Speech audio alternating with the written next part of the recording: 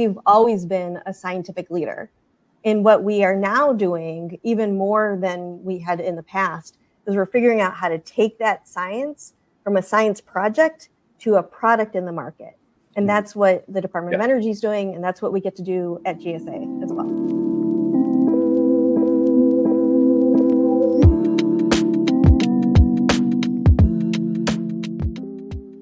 Welcome to the next episode of BRITElights. We are so excited to be in the middle of Infrastructure Month and to have a co-host here, Mike Stacy, who's the Zero Emissions Vehicle Lead from KPMG. Mike, welcome back to BRITElights for your second episode. Thanks, Rick. Excited to be here for round two. Yeah, no, it's going to be great. And we're so excited too to have Jetta Wong with us today. And, you know, first off, like, what are you excited to hear from Jetta about? I think number one, what she's doing is pretty amazing. I mean, in terms of thinking about buildings and thinking about all the various things the GSA does and what they buy. And I really want to talk a little bit about energy and that piece of it. It's an incredibly complex topic as we know. And I think kind of the scope of what GSA does is huge. So really interested to hear from her in terms of how she thinks about that, how they think about some of the net zero goals, but also some of the economic pieces to this. Very cool. And so I'm also excited to hear like a little bit of a deep dive from you. Like, what's KPMG's perspective on this space, and what is your perspective on this space? So tell us more. Yeah, absolutely. I think the key thing here is electrification is upon us. Yep. and sure is. Bigger ways and new ways than ever before.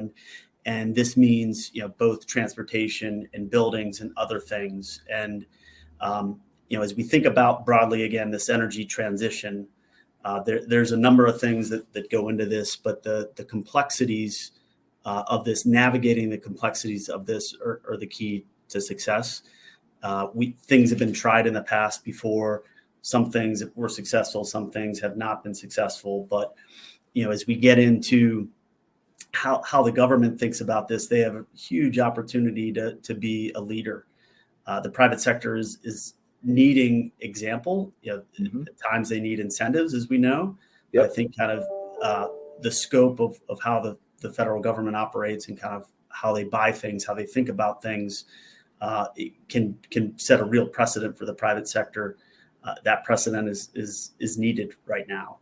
There's a lot of things going on in this world of energy transition. Again, electrification is difficult. So really breaking that down and seeing that example, those templates, those processes, the data that the government uses, I think now more than ever is really important. Yeah, no, and I'm so excited. And when we were talking about this episode and kind of dreaming about all the folks that we could have, on this show, Jetta really stood out to me. And I've been really, really grateful to get to know her over the last couple of years, but she's been a leader in this space for many years. And honestly, one of the best thinkers and more importantly to me, obviously, the best doers in this space. And so I'm excited to have, somebody in government that's getting it done and getting good work done. So without further ado, I would love to welcome Jetta Wong, the Senior Advisor on Climate at GSA, to this episode of BRITElights.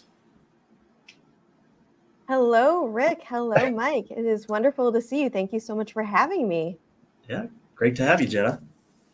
Well, we are super excited to have you. And, as we've gotten to know each other over the last couple of years, I've been so impressed with the work that you've been doing. Sometimes I like to start these things with just like, not everybody knows what it is, but what is the definition or example of what is the GSA? Like, I just wanted to start there real quick. I'm going to pull the answer off the website, and then I want you to tell me what it really is. So GSA manages federal property and provides contracting options for government agencies. That's what it says. That's pretty good. Okay. Well, why don't I give you that from the perspective of what I work on, which is, of course, on the climate side. Yeah. So first of all, the federal government is the largest buyer of goods and services in the whole world. That's over $630 billion of those goods and services every single year. And so when it comes to GSA, we, as the website says, we're the procurement arm of the federal government.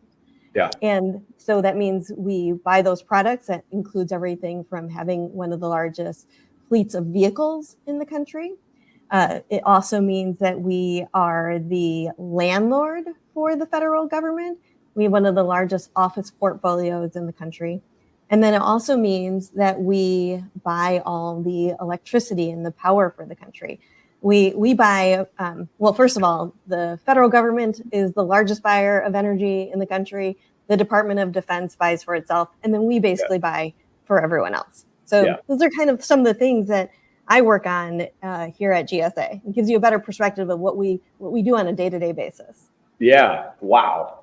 So small portfolio, just, doing some stuff and things. No, that's amazing.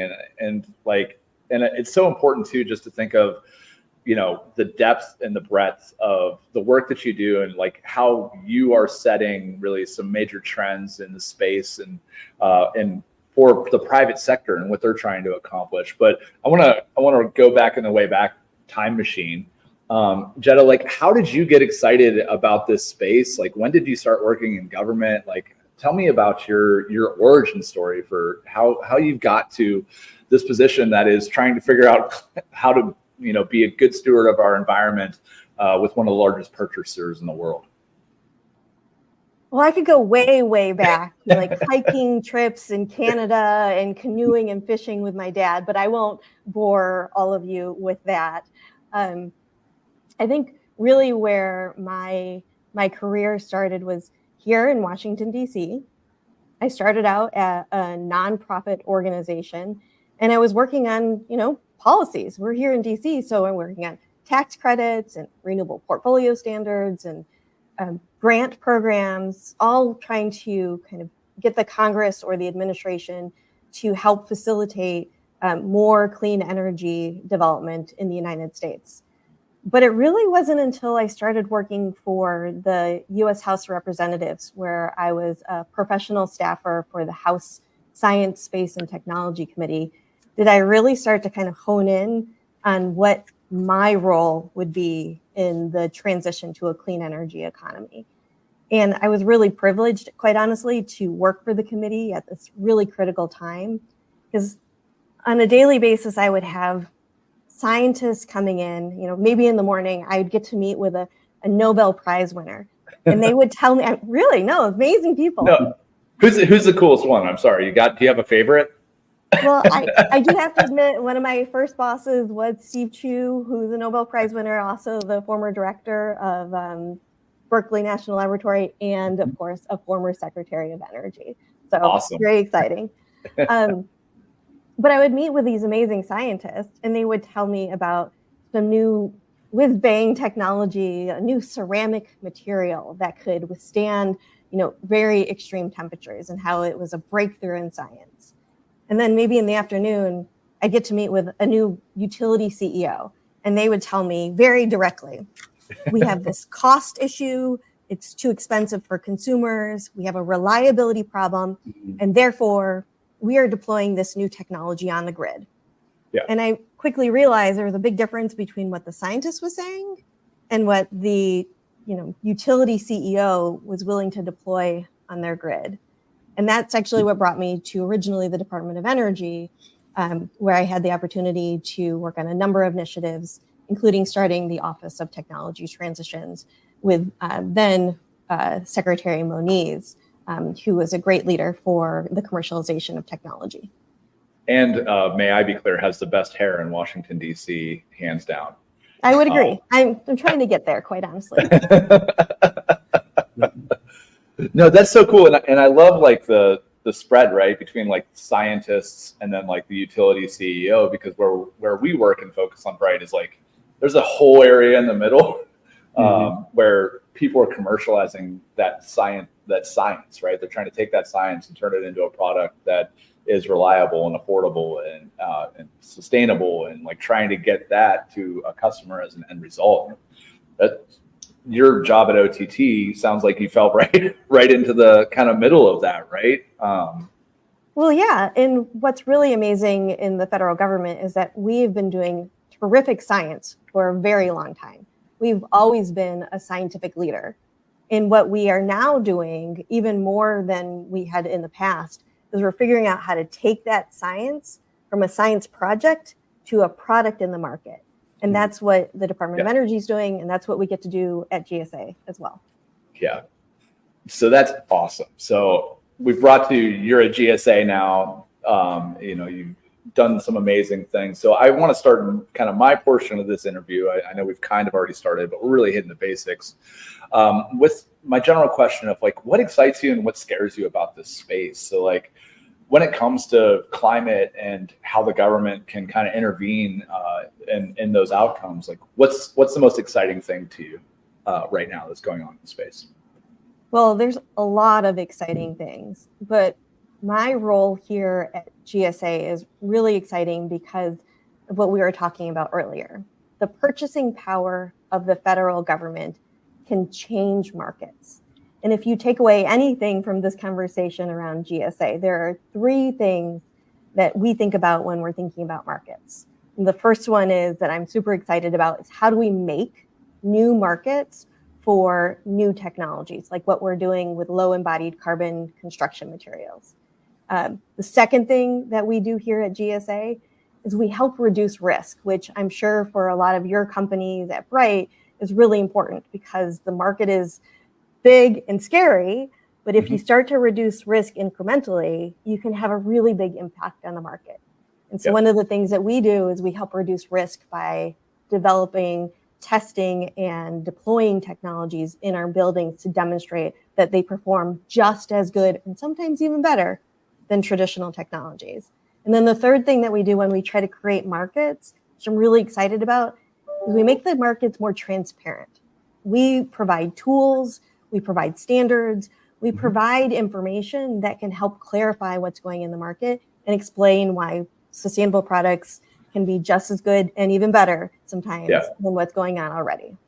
Yeah, well, that's awesome. And obviously right at the heart of the work that we do at Bright here with mitigating risk for investors and customers and all of that. So we're excited to do that on a much smaller scale than GSA, but hopefully an important one from that role. So on the other side of it, I'm going to say, you can't answer if we don't solve climate change, the world's going to end, which is a fair answer.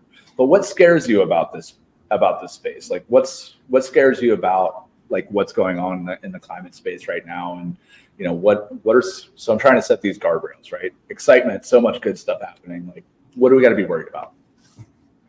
I think what scares me, but is obviously an opportunity, is that we're not moving fast enough. Sure. It's the reason why I started working on climate change to begin with. It's the reason why I went to the Department of Energy. And it's the reason why I'm here at GSA, is that we can't wait. We are facing, last year in 2023, major climate disasters, weather-related disasters that we need to address. And so it's scary because we're not moving fast enough, but it's exciting because we have a great opportunity to do even more. Yeah.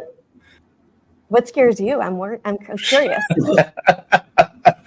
I used to have a government job. I used to have a government job. I was in the Army for about 8 years, and so the short answer is after that, not a lot. But the long answer, to the what scares me question, it's along the same lines. But I think the biggest thing that scares me, if we're not going to talk about the very real existential crisis of climate change, is that we're not going to Americanize the supply chains fast enough, or friend supply chains from that standpoint. And so I think there's such a huge opportunity. And I'm so grateful for the IRA, the BIL, and the CHIPS Act for the kind of American-made standards in the supply chain, because I think if that's something that we don't take advantage of and we don't get manufacturing back to the United States and specifically back to the middle of the country, we're going to have all kinds of crises continuing throughout this process. So not only do I think we can solve climate change, but I think we can do it with employing Americans and friends of our country to make amazing products that are sustainable and help the world be a better place. So what scares me is if we don't do that. So that's where I'm at. Yeah. Jed, I wanted to talk a little bit about economics. And as a past entrepreneur, I think this was one of the challenges that I faced in introducing a new technology into the market and into some of the government channels. But how do you prioritize, or if you prioritize, some of the climate and carbon goals for the government with some of the economics of where technologies are at? Any thoughts there in terms of those two elements? Yeah, I think that's a really good point. And as an entrepreneur, you should be focused on all of those priorities. And thank you for the work that you do. It's not easy to be an entrepreneur. I was going to say earlier, in 2023, the United States experienced over 25 different weather and climate-related incidents that resulted in more than $1 billion each of damages, as well as hundreds of human lives. All of those together came up to be $73 billion. We absolutely need to be thinking about the economics, but we also need to be thinking about the economics of climate change and the impact that is having on our economy. In the Midwest alone, since 1980, there have been more than $49 billion of climate-related damages just from floods. So if we're thinking holistically about our role in the government, we have to be taking those things into consideration. How does that impact our work, for example? Procurement is a really great example. And actually, Rick, you were kind of just talking about something that we spend a lot of time at here at GSA, supply chains, right? Yeah. We're the procurement arm. We need to have secure supplies for all of the different missions of the federal government. And so we actually spend a lot of time trying to understand how to diversify our markets, how climate is impacting supply chains, what other agencies are doing and what those policies are that can help enable better and cleaner and more sustainable as well as secure supply chains. We do the same thing as it relates to the electricity we buy. We want to make sure that we have reliable, resilient electricity to power all of our buildings. That means it needs to be diverse. It means that it needs to be potentially something that is more reliable for all of our buildings to depend on. These are all things that we have to take into consideration as we're looking at both climate change and the economics. Yeah. Well, I think one thing you didn't mention on what you're looking at is you mentioned resilience from that standpoint, but also affordable, right? And I think I'm like 99% sure right now that solar and clean energy is now cheaper than specifically coal and also natural gas from that standpoint. So it's not only just like reliability, right? It's affordability and sustainability. I think that are unbelievably important in this space. And so it's really exciting to see the technologies and how they've moved forward in this space. 20 years ago, we couldn't say anything near that. 10 years ago, we probably couldn't say anything near that. But now these technologies are coming on and at parity or better from that standpoint. So it's exciting. Well, Jetta, in terms of the example that you set, that the government sets in purchasing of these goods and services, what can the private sector learn from that in terms of how you think and how you prioritize? So you had mentioned some of the consequences of what's happening with climate and those big events, and there's big dollars attached to the tail end of that. What can be learned in terms of how you purchase goods and services, in terms of how you evaluate those that can be shared with the private sector and even entrepreneurs that are thinking about how to sell into the market? Well, I think that's a really good question. And I would actually say, what can we learn from each other? Because one of the most amazing things about the work that's going on here at GSA, that is somewhat new to me as someone that worked on R&D for a really long time, is that every single technology we deploy in a building or we put on a GSA schedule, it has to be commercial. It has to be something that we can use, that we can rely on. And that means that we have to understand the market. It means that we actually have to be engaging with the private sector. So they can learn from us through the demonstrations and validations of technology that we do, or the standards that we create. but we can learn a lot from them by understanding what is already going on. What are the major problems in the market that we need to be addressing? And that feedback between the private sector and the federal government is really what's going to kind of accelerate the technology deployment that we're all looking for. So I think it's a two-way street. It's not one way. We like to say that the transition to a clean energy economy is going to be government enabled, but private sector led. And that's a quote from John Podesta, the climate advisor to President Biden. And we absolutely believe that here at GSA. Mm-hmm. Jetta, one thing I wanted to drill down into is the category of energy purchases and how you think about that. We see this as a complex purchase.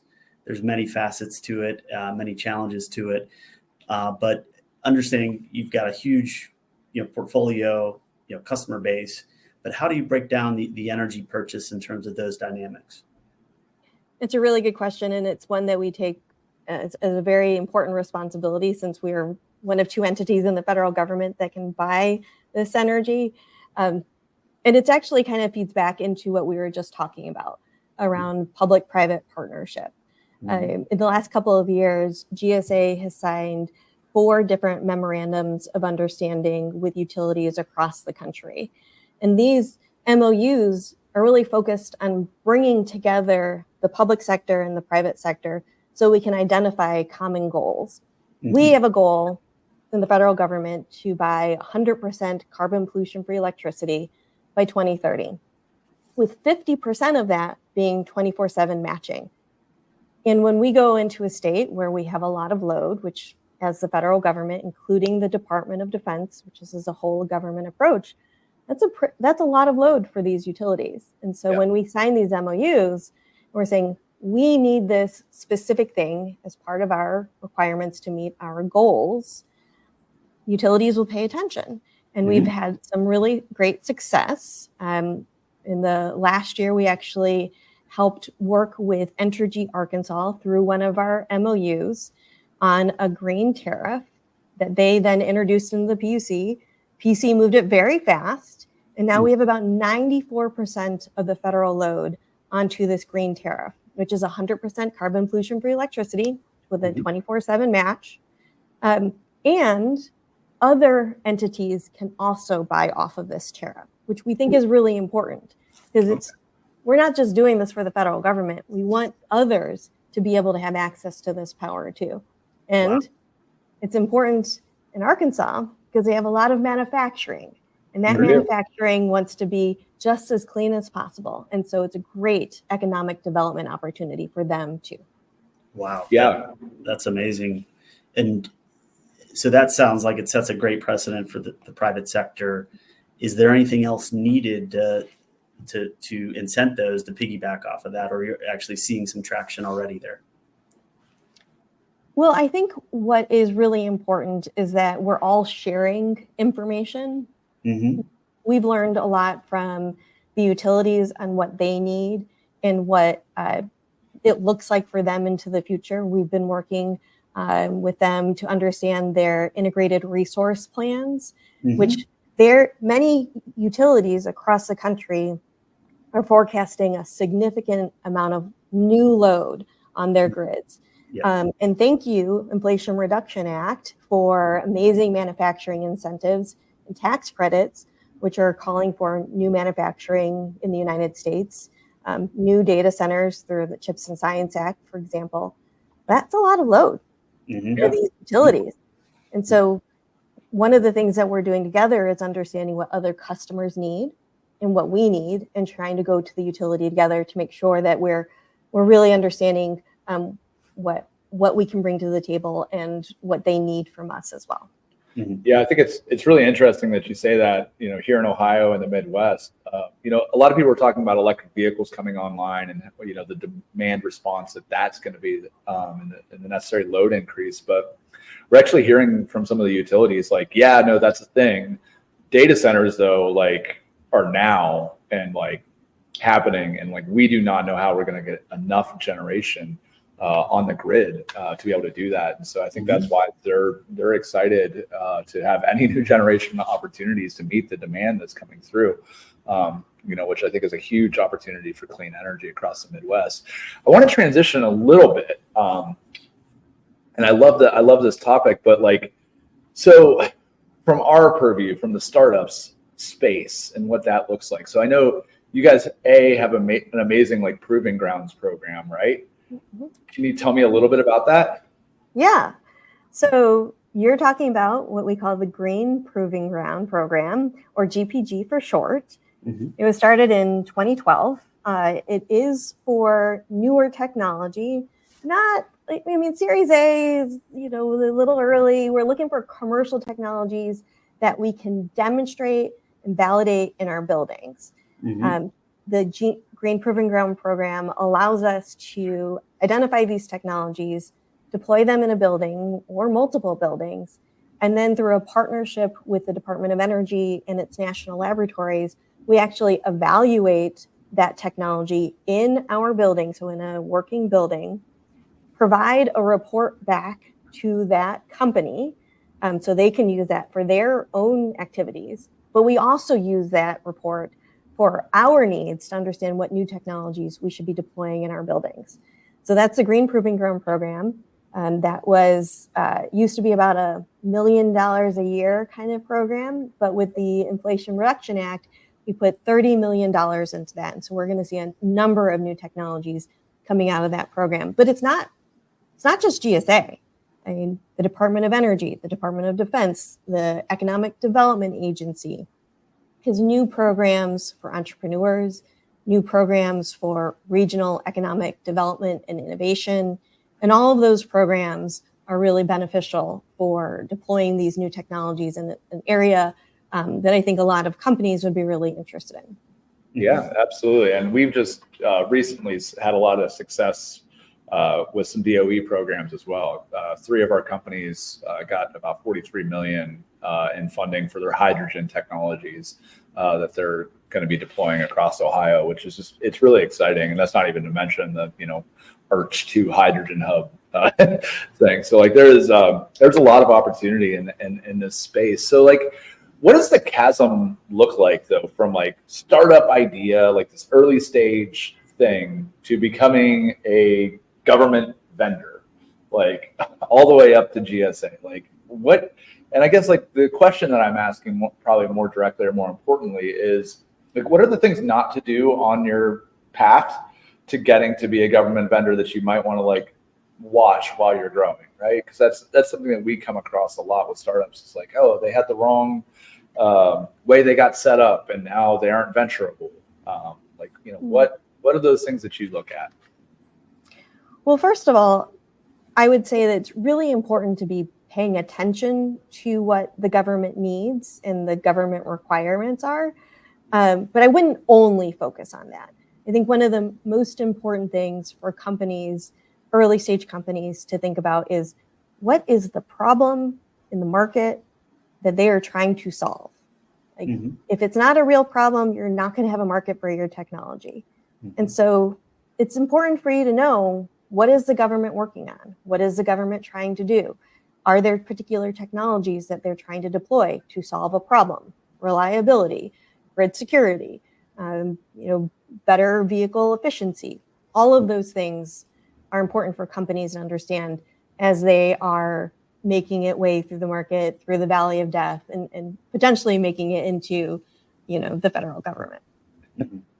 And those problems, they're common, right? If you think about how the problems you described from a government perspective to the private sector perspective, all those things, the broader market's asking for. So whether it's a government sector that the entrepreneur is selling to or the private sector, these both sides are asking for the same things.